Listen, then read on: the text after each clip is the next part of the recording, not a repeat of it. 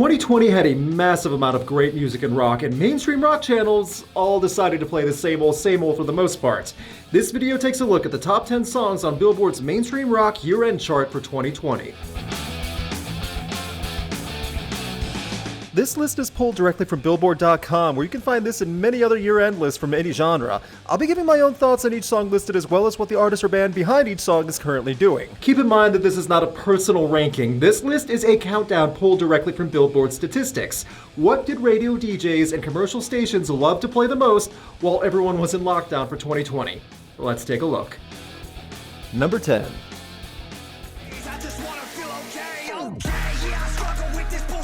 Falling in Reverse had a fairly tumultuous time in the past year or so with serious loss, but while Ronnie Radke and company didn't even release an album, they still managed to break in the top 10 of 2020 with Popular Monster. The song has been certified gold, which is a huge accomplishment in the streaming age. I've been pretty clear on my opinion on Falling in Reverse and Ronnie Radke's past antics. That being said, this probably is the best track they have released in many years. I mean that. Radke's flow is the least bad here, along with a good beat and guitar section on the song. I may not love it or even have intentionally listened to it, but as for a one-off single, it's leagues better than whatever Falling in Reverse has been farting around with. I'm not gonna beat around the bush when I say that this song is the best of a bad situation. Not a fan of Falling in Reverse's sound or Radke's voice or writing, but this track still works in different ways, and I would recommend this song over most of the band's past works. It's much more accessible to people not familiar with the group, and not nearly as immature as previous songs. A gold certified #1 single from someone calling himself a popular monster. Sounds about right for scene music, as this song was a big track for scene fans, and people who found out about the band through Paige. She's a great promoter.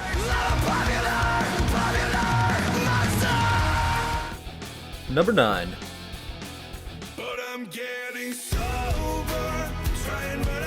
While there was a massive amount of controversy surrounding Bad Wolves throughout 2020, even up until the past few weeks, Bad Wolves still had quite the successful year on Billboard. Sober, off of the band's second album Nation, sat at #1 for 2 weeks at the beginning of summer. It was a big song on both satellite and FM airplay for quite a while, and the track was used for the film Snow Babies. Sober is a personal song that isn't over the top, and I love that Doc Coyle used some acoustics to carry the track. As for mainstream rock stations, it definitely still follows the traditional verse-chorus-verse format, but it does sound like a breath of fresh air due to its tone, both on mainstream and just within Bad Wolves material. The song is fine and has a good meaning behind it.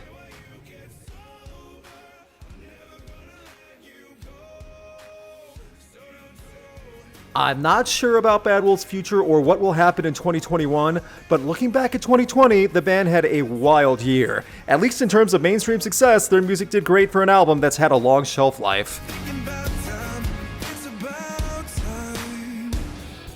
Number 8.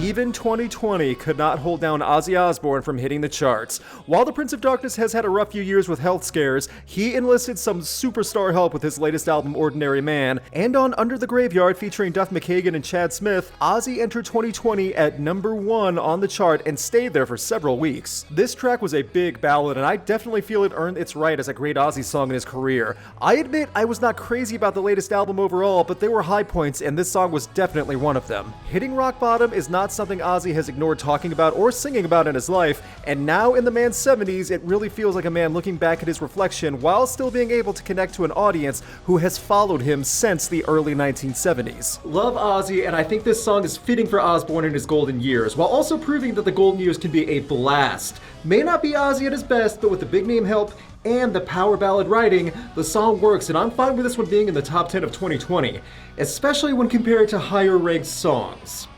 We'll get to that in a minute. Whether or not we get another Ozzy album is uncertain as of writing this, but one thing is for sure, Ozzy Osbourne is still dominating the music world and everyone is in the palm of his hand.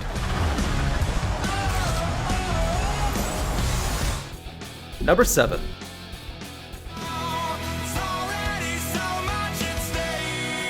In the light of the pandemic and shutdown, one band that tried to make a difference was Shinedown. By releasing a B-side track written almost a decade ago, the band took all the proceeds from the single Atlas Falls and raised a massive amount of money toward COVID relief. On top of that, it earned Shinedown another #1 rock track, which they continue to rack up. While only reaching #1 for 1 week, the song remained on the mainstream rock chart for months. It's a somewhat inspirational rock song with its ascending, sweeping moments, and Brent Smith sounds as strong as ever. Is it my favorite Shinedown song?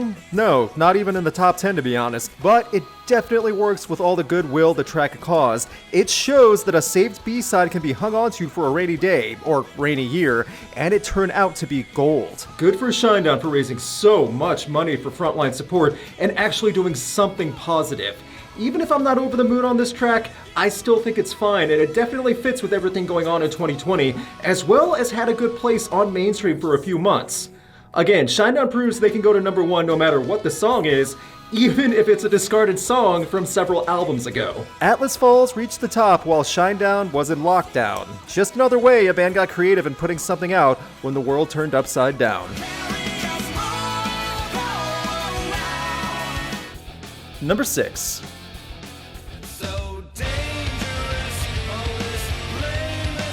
If you love Seether, then you love Dangerous. How can you love Seether and not love Dangerous? It sounds identical to most songs they put out over 18 years. It's crazy to think that their 2020 album Si Vis Pacem Parabellum was advertised as something different from past Seether albums in writing structure, because Dangerous was not that. But it didn't matter because FM radio loved this song. Dangerous ranked at #1 in the late summer and early fall for several weeks and is still getting decent airplay going into 2021. I know I sound harsh on my sounds like every other Seether song, but while the track is harmless and not poorly played, it does lead to the ever-growing problem of FM radio relying on 15-plus-year-old bands releasing the same music and getting all the attention for it. Even by Seether standards, this song was plain vanilla.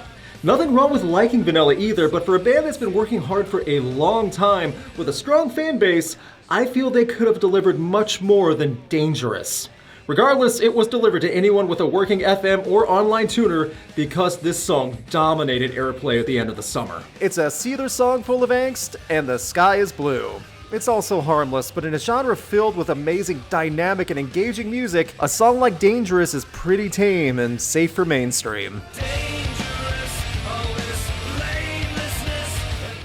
Number 5.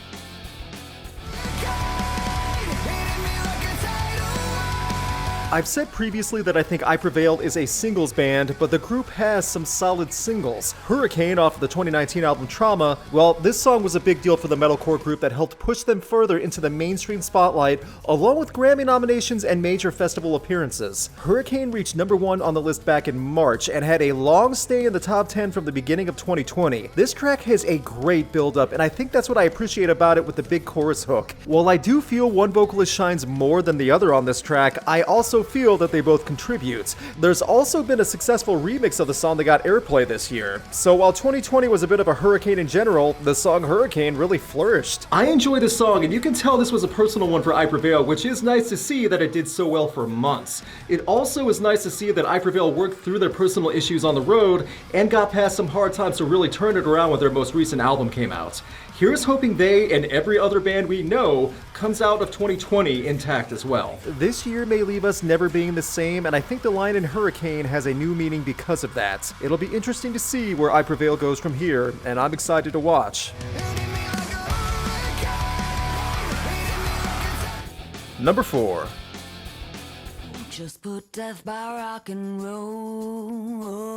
This is the song I'm glad got attention on mainstream because, to be honest, it stands out a bit more as mainstream rock stations aren't playing much like it. The Pretty Reckless thrive on the no-frills, no-backtrack, gritty rock vibe from the past, and Death by Rock and Roll became that simple but effective banner anthem for that style in 2020, and Taylor's voice added some much-needed variety. This is the title track for the band's upcoming album in 2021. Taylor Momsen and company have a simple writing method here, but the track still has plenty plenty of attitude. I'm fine with this song, and I'd much rather have something like this than many of the mainstream bands over the last few years jumping onto the commercial backtrack over mixing fad. Taylor sounds good, the guitar work shines just enough, and it definitely works as a banner anthem for an upcoming album. Death by Rock and Roll doesn't reinvent the wheel, and it's not a game changer, but it's fine for what it is, and not much else sounds like it on mainstream radio right now, so I'm fine with something like this getting a little more attention. Even if the new album in 2021 all sounds like this song, I think the Pretty Reckless belong here in this spot, and they've earned it, because Death by Rock and Roll, the track, really is rock and roll. Death by Rock and Roll is proof that traditional rock is not dead, even if rock is buried in an avalanche of rock that is trying to be anything but traditional. Number 3.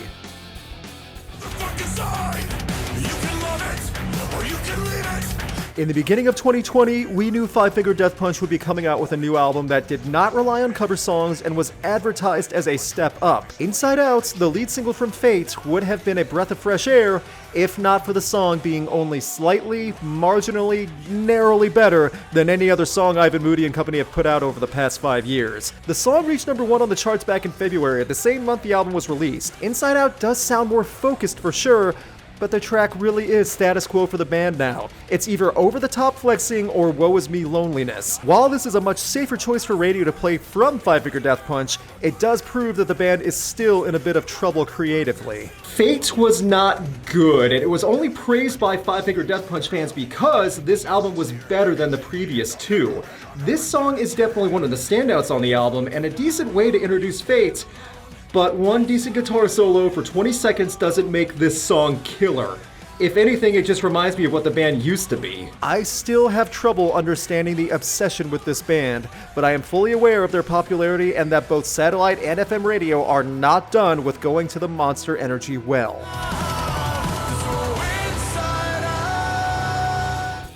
Number 2.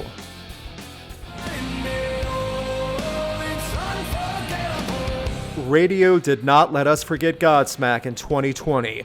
That's not so much a play on words as it is an undeniable statement. Unforgettable, off of Godsmack's 2018 album When Legends Rise, was the final single to come from the album, and sweet mercy, did this Godsmack album have a shelf life for being arguably the weakest Godsmack album to date. Unforgettable hit number 1 in the summer. On surface, it's harmless, but it's really the standard mainstream rock background noise song. It doesn't exactly hold your attention through the entire track. I don't even hate Godsmack by any standards, and this song did have a redeeming value in the great work they did with the kids in the Northeast for the music video, but the song is just a chorus. That's it. That's all anyone can remember from this track. That line about radio not letting us forget Godsmack? Yeah, that song proved that FM and satellite depend on Godsmack.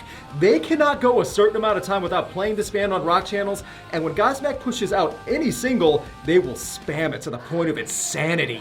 What's crazy though is that even if this song wasn't played on a loop, I still don't think it would be any more enjoyable. It just exists. Rock should be better than a song just existing. Mainstream rock relies on big-name post-grunge bands that have been around for 20 years. That's just how it is. And even for the songs we want to forget, radio will make sure some bands and songs are unforgettable. Before we get to number 1, please hit the like button below if you've been enjoying this video so far. It helps a ton to get this video pushed to non-subscribers through YouTube. Thank you. Alright, what does Billboard say is the number 1 mainstream rock song of 2020? Number 1. I'm a little bit off today. Something down inside me's different. I was shocked when I found out Godsmack wasn't number 1, but I was blown away that Five Finger Death Punch had the number 1 mainstream rock song of 2020.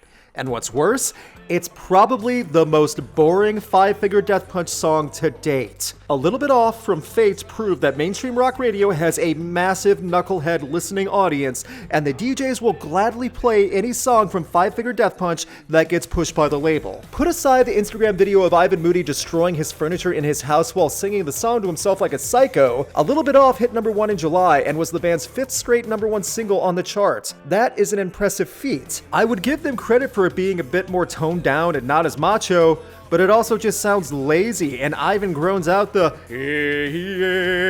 and this is it. This is the state of mainstream rock from 2020. It's a perfect snapshot of what mainstream rock focused on. Safe, repetitive tracks from the same big-name bands with zero risk in sound or creativity. In a year filled with great music in rock, satellite, and especially FM, all collectively ignored anything that wasn't by an already established name. Instead, it's more of the same in an already down market. Five Finger Death Punch is not the worst band in rock. None of the bands on the list are. But the fact that so many of these groups still get attention for boring songs that are the same material each band has churned out for years shows that FM has about as much variety as a popcorn stand. Every day, it's just popcorn. You may love popcorn, but sooner or later you get sick of the same old popcorn and the popcorn becomes stale. Mainstream rock right now is the stalest of popcorn, and the popcorn stand is current rock FM radio stations. They refuse to change anything up. Sirius XM does a better job with adding variety for sure, but depending on the DJ, you will still get Godsmack or Five Finger Death Punch every 30 minutes. FM radio has been dying out for years, and this list proves how out of touch they can be. Will 2021 be better? I don't know. It doesn't look promising, but what does look promising is that we will be getting a lot of great music from every band, old and new, who spent the last 9 months writing in quarantine. Keep searching out new music and share what you love. Demand better from radio and airplay by tuning out if you have to. Rock isn't dead, but mainstream rock needs something different if we want to see the genre live again. And that was a look at the top 10 Billboard Mainstream Rock Songs of 2020. What was your favorite and least favorite song on the list? Leave a comment and let everyone know. Big thanks to my patrons and a special thanks to Brandon Barenfeld, Chris Stoneman, McKenna White, and Dom Smith. You can have a say in upcoming videos and see videos early by supporting Rocked on Patreon. Click on the link in the video description for more info. Please subscribe and ring the bell to get notified on upcoming videos like top 10s and album reviews. You can check out my concert photography on Instagram, and you can keep up to date with Rocked on Facebook and Twitter.